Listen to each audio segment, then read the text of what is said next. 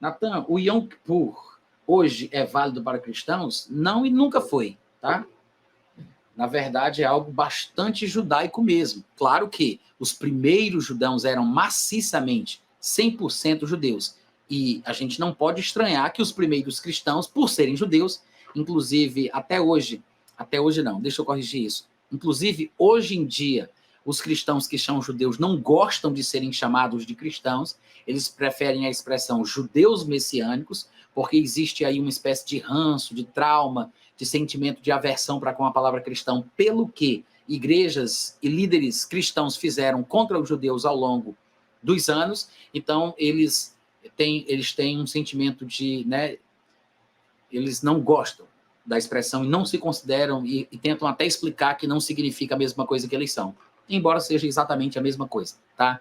Mas no começo do cristianismo, os primeiros cristãos eram judeus. E, obviamente, que como judeus, eles praticavam toda a sua cultura e tinham todo um padrão de comportamento. Você vê, inclusive, dificuldades na vida de Pedro de largar alguns hábitos da cultura religiosa judaica, porque a cultura judaica social secular é impregnada da própria palavra de Deus, dos princípios figurativos, ilustrativos, das sombras do Antigo Testamento. E mesmo que o Novo Testamento e a Nova Aliança tenham começado e iniciado na vida de alguns deles, eles tinham dificuldades para largar o osso. E você vê o próprio Pedro, coitado, sofrendo ali com relação à comida. Ele, a vida inteira, tinha seguido a regra dietética dos judeus, e ele não tinha entendido que na Nova Aliança o padrão é totalmente diferente. E Deus diz para ele, se levanta, mata, come.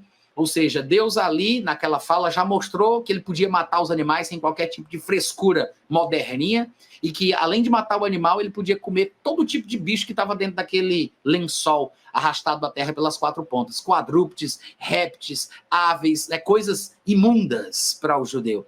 E quando Pedro viu aquilo, eu não sei se ele pensava que era uma prova, ele já falou logo assim, Senhor, manto terra, e papá, jamais comi coisa algum comum ou imunda. Eu acho que ele pensava ouvir da parte de Deus, servo bom e fiel, entra no gosto do teu Senhor, né? Sei lá. Mas quem é o doido que ouve Deus falando com ele para fazer uma coisa e ele diz para Deus que não vai fazer o que Deus está mandando? Só pode ser uma pessoa que está pensando que aquilo ali é um teste, não é possível. Então Pedro, ele tinha essa dificuldade. Ao longo de anos, Pedro precisou passar por muita coisa para ir se desvencilhando desse sentimento.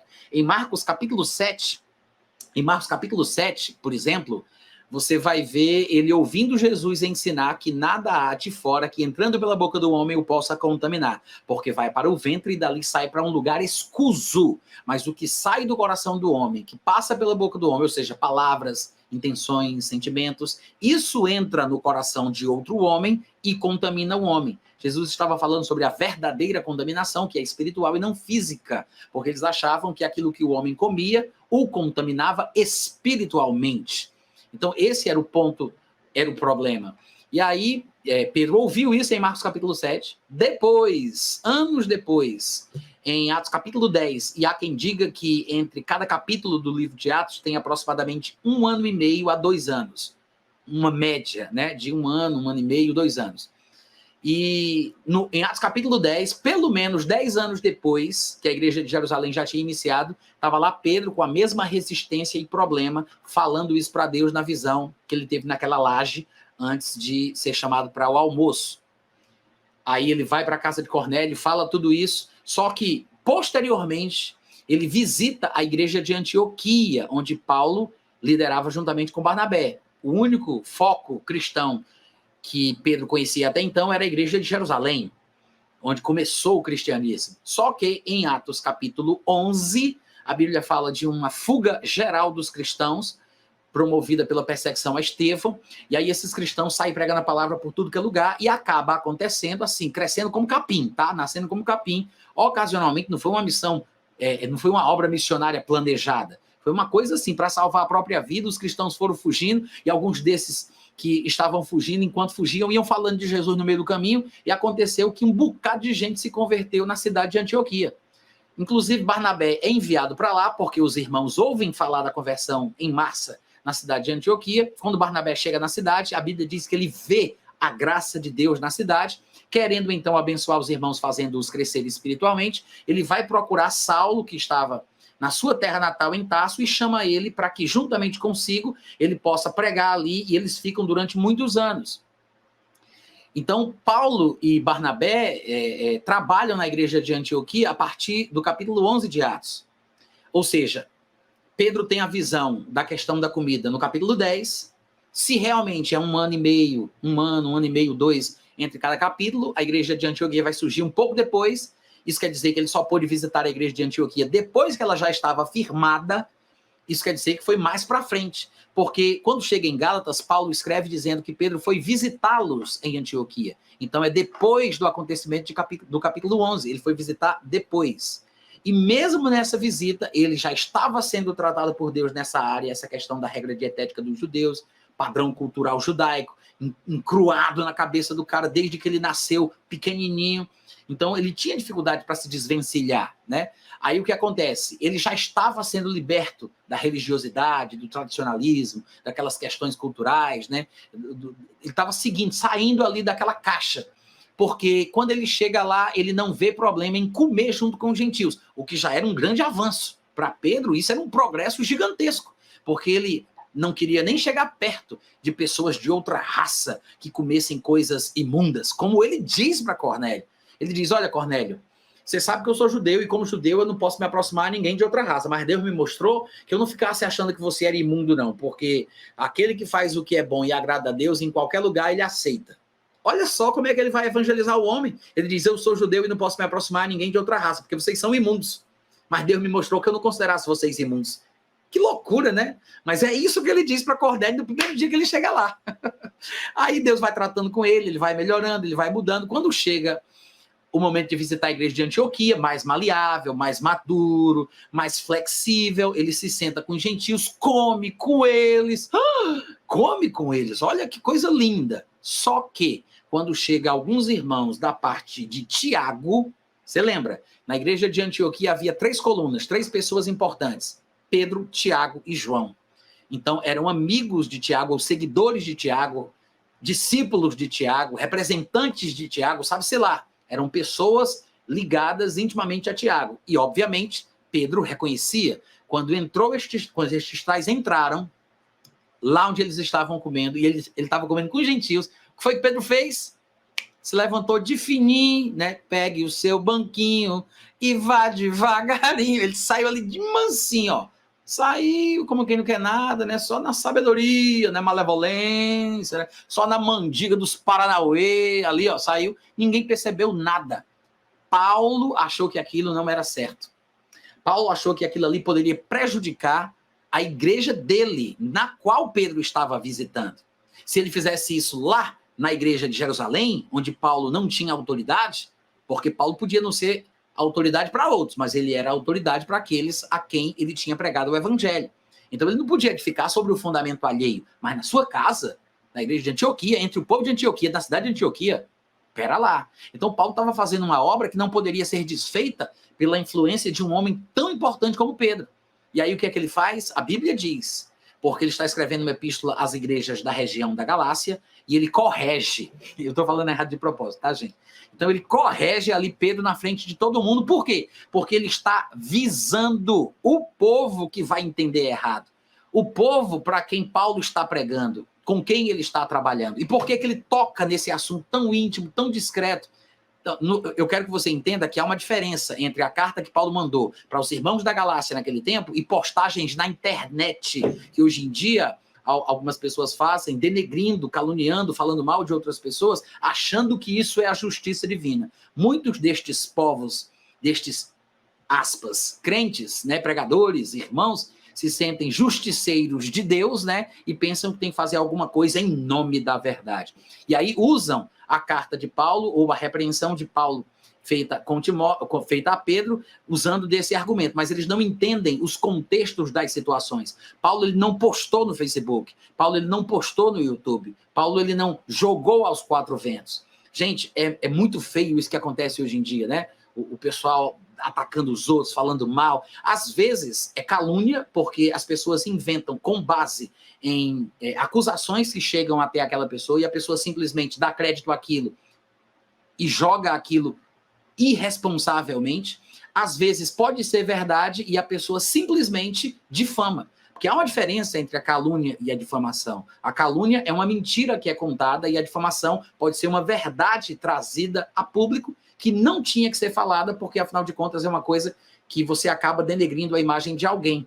E pelo que se diz, isso é um atentado contra a honra com danos morais. Eu não sei como é que pessoas que se põem supostamente do lado da verdade agem contra a verdade de forma criminosa, antiética e tão feia, né? Se dizendo cristão e agindo em nome do bem, em nome da verdade.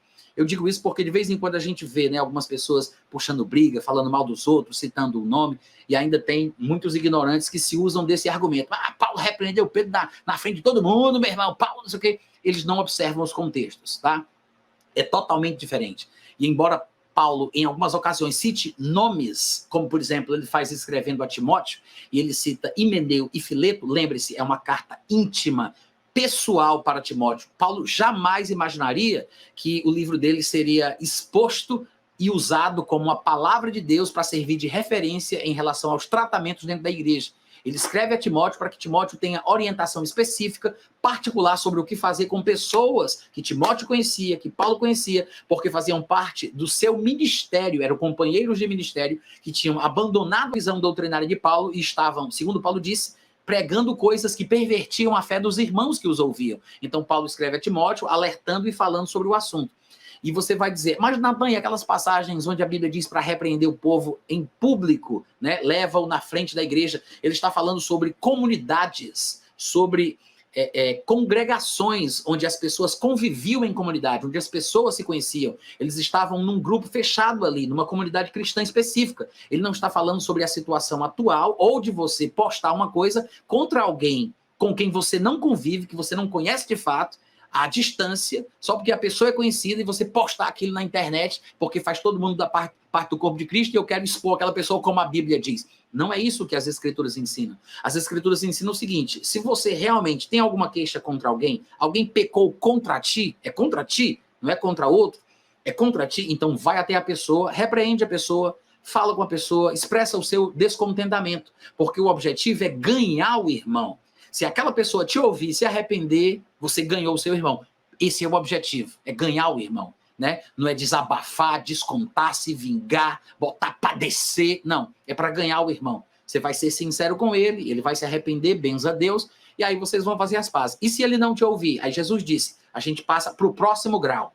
Você chama consigo mais uma ou mais duas, para que pelo testemunho de duas ou três, ou seja, você e mais uma, duas, você e mais duas, três, a palavra seja confirmada. As pessoas vão lá, claro, em primeiro lugar, para gerar uma sensação de desconforto, porque ela vai ter que reconhecer o seu erro, agora diante não somente de uma pessoa, mas de duas. Se ela persistir em não reconhecer aquilo que fez como errado, aí ele diz, então leva à igreja. Ou seja, a igreja são as pessoas que conhecem aquele irmão, e que aquele irmão conhece também. É uma coisa de fórum íntimo. É por isso que ele diz, primeiro só você, depois leva dois, depois leva para a igreja. Porque ele está escalonando na comunidade da qual a pessoa faz parte. Ele não está falando do contexto social, internetico e cibernético do dia de hoje. Não tem nada a ver, tá, gente? Mas eu sei que esse assunto para outra conversa, mas é importante a gente abrir esses parênteses, né? Porque acaba abençoando aí paralelamente com outros tópicos, aqueles que estão nos ouvindo.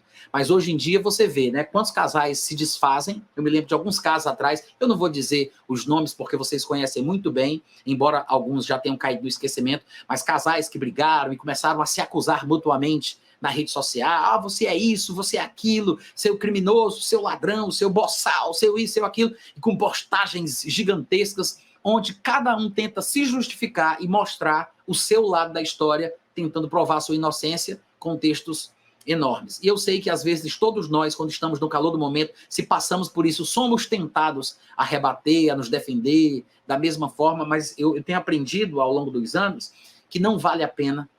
Você está dando crédito, está dando voz a uma coisa que não é bíblica, que muitas vezes é criminosa, é antiética, é feia e não vale a pena. Você vai aumentar ainda mais o problema. Não vale a pena você dar atenção àquilo que as pessoas falam quando elas realmente não estão interessadas em... O objetivo não é promover cura, disciplina, correção, restauração. Quando você percebe que o sentimento e o tom é outro, muitas vezes é um sentimento escuso, né, que é mais sei lá, às vezes a pessoa, né, quer se proteger, ela quer se justificar, existem, claro, motivações diferentes, e a pessoa faz a abordagem que ela faz. E eu me lembro de casais fazendo isso, depois de terem se divorciado de forma bastante feia, cada um fazendo os seus textões, acusando o outro. E eu me pergunto, para que isso? Para que isso? E eu sempre cito a história de José. José, ele tinha certeza que Maria tinha traído ele. Ela apareceu grávida. Apareceu grávida. A mulher está com um buchão. Vai dizer o quê? Que foi o Espírito Santo? Não tem sentido. É uma coisa totalmente inusitada. A Bíblia fala, José estava decidido a deixar Maria. Decidido. E aí o anjo precisou aparecer para o homem e dizer, calma, José, não temas receber Maria, a tua esposa, porque o que nela foi gerado é do Espírito Santo. Ele teve que aceitar. Mas veja que ele estava decidido a deixá-la. Agora, o que é interessante é que o texto diz que ele resolveu, está escrito lá em Mateus capítulo 1, ao redor ali do versículo 19, tá? Ele estava decidido a deixá-la secretamente, porque era um homem justo e não queria difamá-la. Imagina isso. O cara tinha certeza que ela tinha traído ele. Se ele não tivesse certeza, ele não ia deixar a mulher. Não ia. Ele tinha certeza, por isso que ele ia deixar. Com certeza de que tinha sido traído, de que ela era adúltera, ele não fez o que a lei mandava. É muita coragem. Um cara que quer agradar a Deus, não fazer o que a lei diz por causa de sentimentos mais nobres, que é exatamente o que Jesus Cristo veio ensinar. Ele disse, muitos de vocês, religiosos, PhDs em divindade, os maiores diabologistas de Israel, esse povo besta, metido a teólogo, a isso e aquilo, a bacharel, não sei o quê, vocês condenam inocentes porque vocês não entendem o que a Bíblia diz quando ela fala misericórdia quero e não sacrifícios. Porque se vocês tivessem entendido isso, vocês não teriam feito o que vocês fazem com pessoas que aos olhos de Deus são inocentes. Vocês comem mosquito, mas engolem camelo. Vocês maltratam, prejudicam, colocam as pessoas dentro de julgos pesados que nem nós nem nossos pais puderam suportar. E noutra ocasião Jesus disse, o mais importante da lei é a fé, a misericórdia e a justiça.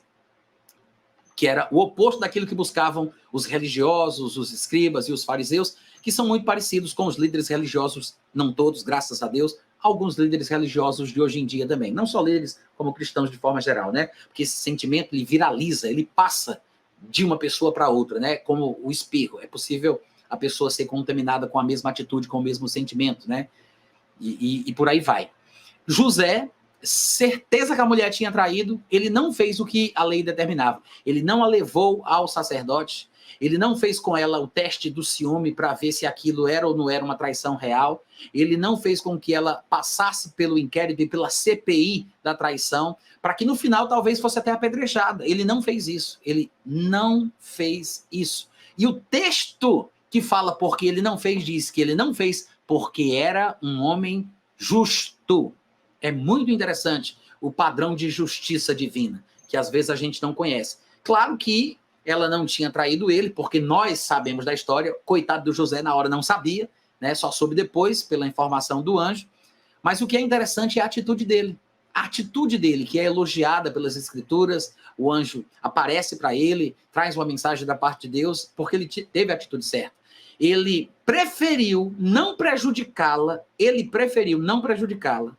do que provar que estava certo, ou buscar os seus direitos, ou se justificar, ou, sei lá, fazer alguma coisa que fosse boa para ele, né? Ele preferiu não prejudicá-la. Por quê? Porque eu acho, sabe, gente, que esse sentimento do coração de José é um sentimento nobre que todo crente que nasce de novo tem. Eu digo isso porque eu sou crente nascido de novo, não sou perfeito, tenho inúmeros defeitos e virtudes, mas eu sinto isso. Eu sinto esse sentimento de empatia, de compaixão, de misericórdia, de amor. Eu sinto isso. Eu sou cheio de defeito. E eu tenho sentimentos nobres que não são meus, mas que surgiram em mim de quando eu nasci de novo para frente, no processo de crescimento espiritual, ao longo da vida, eu venho amadurecendo coisas desse tipo. Eu tenho compaixão, eu me condoo da pessoa que não merece, que está passando por algum sentimento ruim, alguma situação, alguma fase ruim. Eu oro por pessoas que me difamam, que me caluniam, que me atacam, que falam mal de mim. Eu choro pela vida dessas pessoas, pensando nos seus filhos, na sua esposa, na sua família, no sofrimento que é viver dessa forma. Porque quando a pessoa insiste em andar num padrão de vida que não agrada a Deus, pode ter certeza, a pessoa não consegue dormir em paz, a pessoa não se sente bem. É uma desgraça viver assim. Ela tenta abafar os sentimentos e a sua própria consciência, mas só ela e Deus sabem a agonia que ela experimenta quando coloca a cabeça no travesseiro, tá? Então, eu tenho certeza que qualquer pessoa que nasce de novo e se deixa levar por esse sentimento nobre que o Espírito Santo compartilha com o nosso coração, também vai sentir compaixão, misericórdia, etc, etc. Então, é triste que as pessoas não cultivem, sabe, aquilo que Paulo chamaria de fruto do Espírito. Mas, voltando ao assunto, quando Paulo repreende Pedro, vocês pegaram aí o caminho de coelho que eu percorri, quando Paulo repreende Pedro, ele o repreende porque é uma coisa importante, de fora o íntimo. E ele escreve aquilo na carta aos Gálatas porque ele está tratando exatamente sobre aquele assunto com os Gálatas. O que acontecia naquela ocasião da carta? Pessoas que vinham da igreja de Pedro, lá de Jerusalém, que desceram da Judéia para a Galácia, estavam dizendo aos irmãos gentios da Galácia que eles tinham que guardar as culturas e os padrões de vida judaico. Seguir a regra dietética dos judeus, tinham que se circuncidar, guardar o sábado, botar um quipá na cabeça, tocar o berrante de boi de Israel, não podia mais chamar de Jesus na palavra e na língua que eles usavam, tinha que chamar agora ele de Yeshua HaMashiach, né? E por aí vai, a loucura do crente, né? Não há nada de novo debaixo do céu, viu, gente? Não há nada de novo, tudo se repete.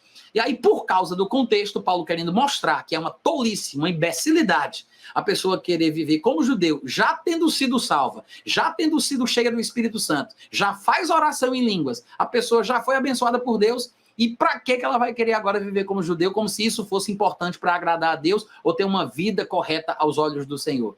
Por isso que ele diz, eu só quero saber uma coisa de vocês, vocês receberam o Espírito Santo pelas obras da lei ou pela pregação da fé? Ele pergunta isso em Gálatas capítulo 3, versículo 2. Então, quando ele fala de Pedro, é para mostrar o seguinte, ó, sabe Pedro, uma das colunas lá da igreja de Jerusalém, da onde vieram esses safados que estão fazendo confusão aqui na nossa congregação, esse povo que está conversando, alguns abestalhados de vocês aqui que tem a mente fraca, sabe de onde eles vêm? Vem lá da igreja de Pedro. Vocês sabiam que uma vez quando Pedro veio aqui na nossa comunidade, quando ele visitou a nossa cidade, eu repreendi ele na frente de todo mundo? Ou seja, Paulo usa isso porque o contexto pede. É uma coisa importante para Paulo, colocar isso aí no meio do jogo, para falar desse assunto, para resolver um problema que é muito importante, questão doutrinária. Então, ele solta isso. Não tem nada a ver com o contexto, com a motivação de muitos de hoje em dia que fazem isso à torta e à direita, sem nenhum pudor, sem nenhuma ética, sem nenhum critério. Tá? Então, quando Paulo repreende Pedro, o que é que isso nos mostra? Para dentro do assunto inicial que a gente estava tratando aqui há poucos minutos atrás. Isso mostra que Pedro ainda tinha dificuldade com o negócio de comida, gente. Ainda tinha dificuldade.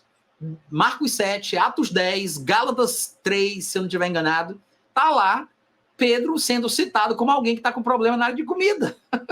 Anos e anos.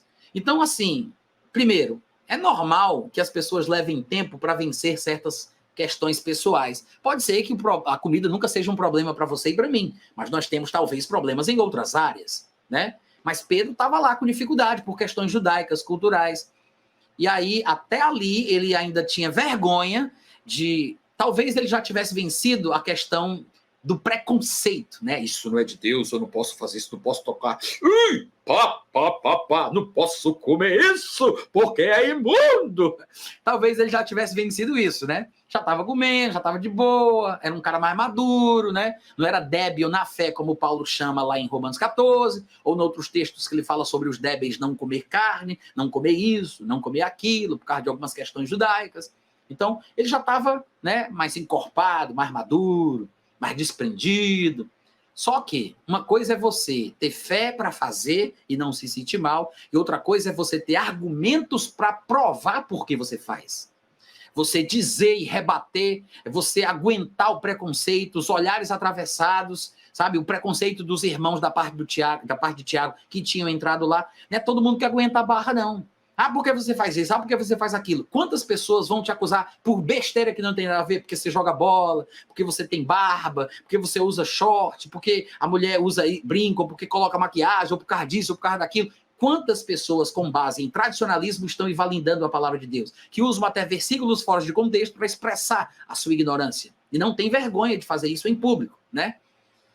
Quantas vezes? Então, uma coisa é você fazer e saber que aquilo não tem problema nenhum, e outra coisa é você aguentar o tranco do preconceito, da perseguição, dos maus olhares, né? Do desprezo. Porque se tem um povo ruim na face da terra, se chama povo evangélico. É um povo cruel, perverso, mau, que mata e nem sente. Nem sente, né? Então, assim, é um povo que tem a mesma síndrome que tinha antigamente o povo judeu, sabe? Caiu no mesmo erro de ficar ensibesmado, se achando melhor, superior, um povo especial, mais santo, glorioso, que não chega nem perto dos seus parentes, porque os seus parentes não são crentes. Que se um parente, como um pai, estiver aniversariando, estiver bebendo bebida alcoólica, ele não senta com o pai na mesma mesa para não se sentar na roda dos escarnecedores. Olha a esculhambação. Olha a besteira, né?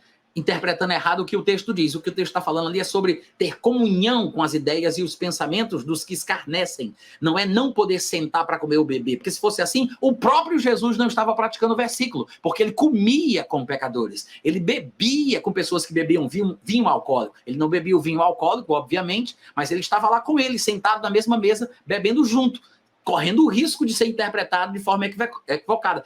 Como aconteceu. Quando foram acusar ele, disseram, ele é beberrão, ele é comedor de carne, é beberrão de vinho, ele tem demônio. Não é porque estavam dizendo que ele bebia vinho que ele bebia vinho, não é porque estavam dizendo que ele tinha demônio que ele tinha demônio. Mas as pessoas julgam, né, pela aparência. Então, existem casos que às vezes a gente precisa pensar, vale a pena? Será que eu estou pronto? Mas Pedro, por exemplo, estava ainda se fortalecendo nessa área. Naquela ocasião, ele já estava pronto para fazer, mas não estava pronto para rebater. Ele não ia aguentar a perseguição, o desprezo, a calúnia, a rejeição, porque o crente sabe desprezar, que é uma beleza, viu, gente? Sabe desprezar, que é uma beleza. Maltratar, parar de seguir, dar rabisaca, caluniar, dar as costas. É impressionante. Mas o que acontece? Paulo só repreendeu Pedro por essa questão muito específica, mas era na área da comida, mostrando que ele teve dificuldade durante muito tempo. Então, por que a gente estava falando sobre isso? Porque o Hassum tinha perguntado aí no nosso bate-papo a questão do Yom Kippur, que é uma das coisas relacionadas à cultura judaica, que embora tenha algum simbolismo espiritual, tá, e tenha alguma representatividade de valores eternos e questões bíblicas, não são para serem praticadas por qualquer crente, por qualquer cristão. Não precisam, não devem ser praticadas por um gentil, por exemplo, tá? Mas não há necessidade nenhuma. O problema é que, como nós somos devedores aos judeus, e eu sei que tem muito crente que não se sente devedor, embora a Bíblia diga exatamente isso, em Romanos capítulo 15, versículo 27, muito crente prefere acreditar nos seus pensamentos, pela influência dos canais do YouTube que ele ouve, do que pelo que diz a palavra de Deus, e acaba chamando os judeus de tudo que é nome que não presta. Seguindo a mesma linha, o mesmo espírito de Hitler, dos muçulmanos e de todo endemoniado que já passou na face da terra, tá? Porque os judeus, por mais que possam ser nossos inimigos, por nos perseguirem, não nos amarem por causa do Senhor Jesus, Paulo diz que eles podem ser inimigos, mas devem ser considerados como inimigos amados, tá? Paulo diz isso lá em Romanos capítulo 11, logo nos primeiros versículos do capítulo. Mas o que eu estou dizendo aqui é que nós somos devedores aos judeus por causa dos seus... Nós somos participantes dos seus valores espirituais. Eu queria fechar. Eu tenho certeza que tudo que eu falei aqui foi muito bom para vocês, mas eu perdi aqui o desfecho, o fio da meada. Tá? Mas tudo bem. Quem sabe volta depois. Mas é isso, tá? Yom Kippur, festa dos judeus, devedores aos judeus, somos participantes dos valores espirituais dos judeus. Não há necessidade de um cristão praticar qualquer coisa relacionada à cultura judaica, por mais que a cultura judaica tenha em si vários simbolismos, significados, representações e figurações espirituais que apontam para valores eternos, ainda assim, não há necessidade para o cristão viver ou praticar qualquer uma dessas coisas. nem guarda de sábado, nem circuncisão, tá? Nem questão de regra dietética dos judeus, nem tem que soprar o chifre de boi de Israel, não tem nada disso. Você não precisa chamar Deus de Abba, nem tem que saber falar hebraico para se comunicar com ele em oração. Você pode chamar Deus de Pai na sua própria língua, tá? Pode ser grego, pater, pode ser português, pai. E se você for judeu e falar hebraico, pode falar Abba também. Você tem que falar na sua própria língua, tá? É isso aí, gente.